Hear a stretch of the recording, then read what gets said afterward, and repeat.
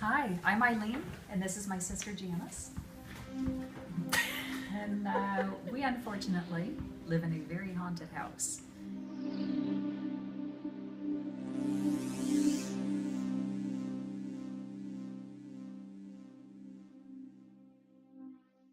It is sitting on ley lines, and if you're not familiar with what ley lines are, those are energy lines that are naturally occurring. They're part of the earth. They are a scientific reality.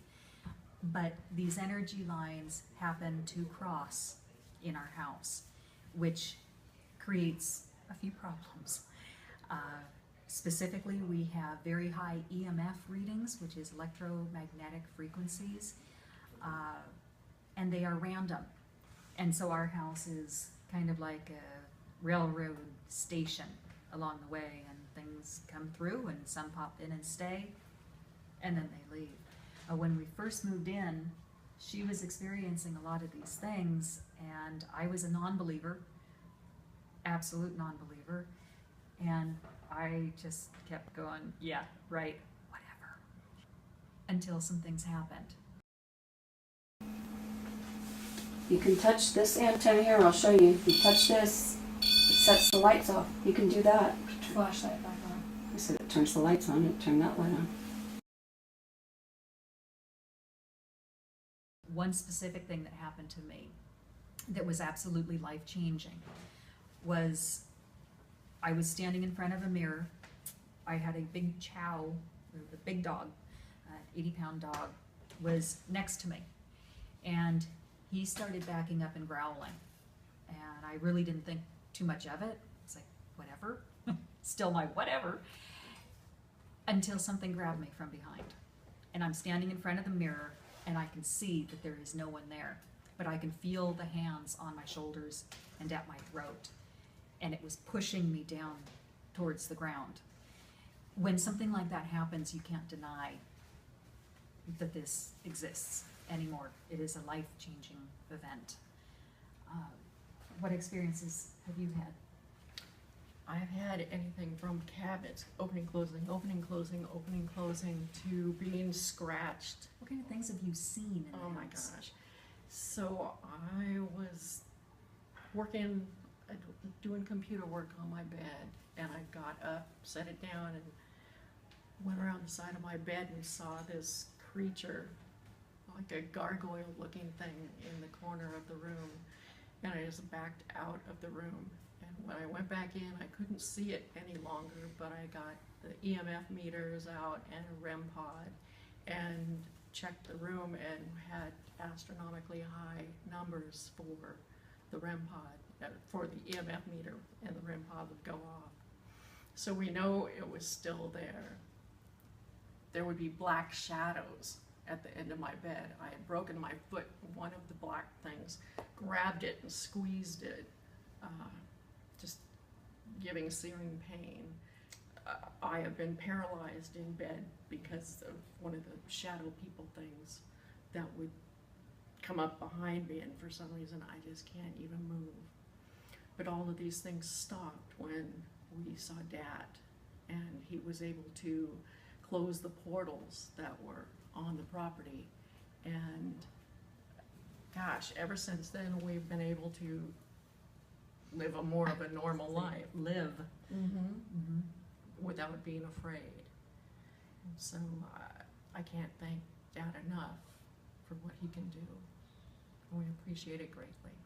We've had paranormal teams come out and do videotapes. They've gotten EVP, which is the electronic voice phenomenon, where you can hear the voices. You can hear them talking. One in particular was rather terrifying when we asked what it wanted, and its answer was get the gun. Because we are gun owners. Right. And it was pointing to the cabinet. Where the gun was. That's the cabinet that just kept opening and closing, opening and closing. Right. So they've done the EMFs, EVPs, they've done the motion sensors, which recorded out in our garage movement when no one was there. We had one gentleman holding an EMF detector up against the wall, specifically where those cross. But all of a sudden, he yelped and he dropped the equipment and cradled his arm and said that he had been burned or bit or something. When we looked at the pictures that others in the room were taking, it is very obvious. You can see these red or orangish lines coming off of it as though he had been electrocuted. Yeah, you could see it on the wall and you could see the energy on his arm. So I went out to the garage to get the mop, and the mop wasn't there. Very frustrated and rather angry, frankly. I went back into the house, went into the bathroom, and there's my mop blocking the entrance into the bathroom. Now, I had already been in there 40 minutes earlier, and the mop wasn't there. And so somehow it had gotten from the garage into the bathroom while I was in the only pathway that it could have gotten there. If like my sister had been there and had walked in, she would have had to pass me. So how it could have gotten from the garage to the bathroom. See, not everything that comes through is negative. Not everything is bad. I was laying on my bed, had my computer sitting on a table on my lap. My dog was next to me, and then my other dog was by the window. And my dog's tail starts going back and forth like he's really happy, and I thought, oh, he wants me to throw the ball. But I realized he's looking at the bedroom door, which is open. And he's looking at someone, and tail's wagging. And I look over at my other dog, who is very old. She's almost completely blind and deaf. And yet her face is looking at the door as well. And her ears are forward, rapt attention, and her tail is wagging. My hair stands up.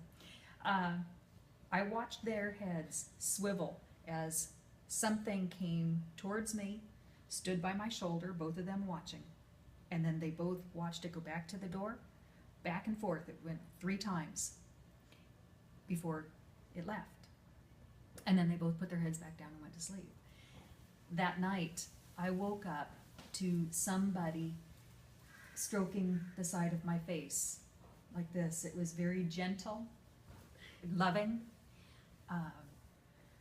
But if you wake me up at 3 o'clock in the morning, you don't get a positive reception, and I sent it away. So not everything that comes through is bad. I'm just so happy that has stopped. Thank you, Dad. Yes, thank you. Thank you. He's a miracle worker to me. Absolutely.